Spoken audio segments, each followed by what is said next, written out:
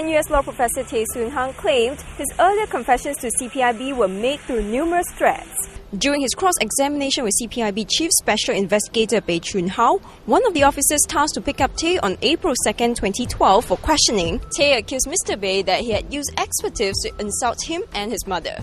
Tey said when he was driven from CPIB to his Choa Chu Kang North home to retrieve gifts that he allegedly corruptly received from his students, Mr. Bay threatened him in a stern voice. How? Want to confess or not? Tey also said he pleaded with Mr. Bay not to alarm his mother, who has a weak heart, but Mr. Bay's reply was, "If your mother dies, it's because you are unfilial, not because I'm a bad guy." Mr. Bay denied these accusations. His colleague Wilson Koo, another CPIB officer who was with them during the car ride, also testified that Mr. Bay spoke to Tey in a normal tone and had in fact promised Tey that he would retrieve the items needed as quickly as possible to minimize disturbance to Tey's elderly parents. Tey claimed that Mr. Bay told him, "Got so many photos, you still want to deny? I lined up all the students already. They confessed already. It's time that you tell your side of the story to save yourself." Mr. Bay denied having said that, as he did not have any incriminating photos of Tey and Doreen Koh yet. They also disagreed about Tey's physical condition that evening. Mr. Bay said earlier that Tey had vomited that evening, so he called the ambulance for Tey. But he clarified on Thursday that Tey was just trying to vomit into a clear plastic bag and there was nothing more than a mouthful of saliva in the bag when he had a closer look. After the law professor was admitted to the A&E in Alexandra Hospital at around 9 p.m, he claimed he was handcuffed to the hospital bed for some 3 hours. He said he was subsequently put on suicidal prevention regime, but Mr. Bay denied having knowledge about that.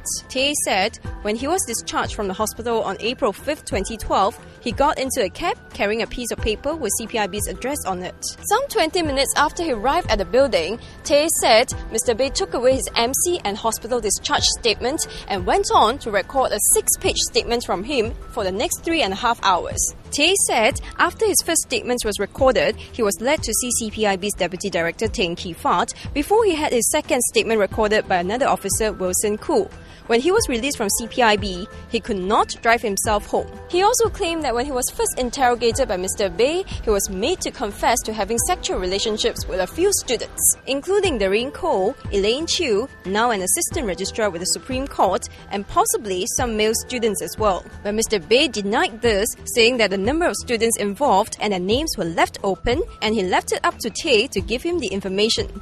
Tey lives with his father, who is suffering from dementia, his mother, his wife, a Japanese, his 14-year-old daughter, and a domestic helper.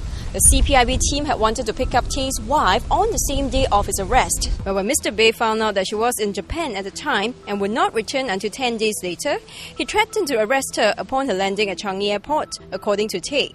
Mr. Bay again denied. The trial will continue on Friday.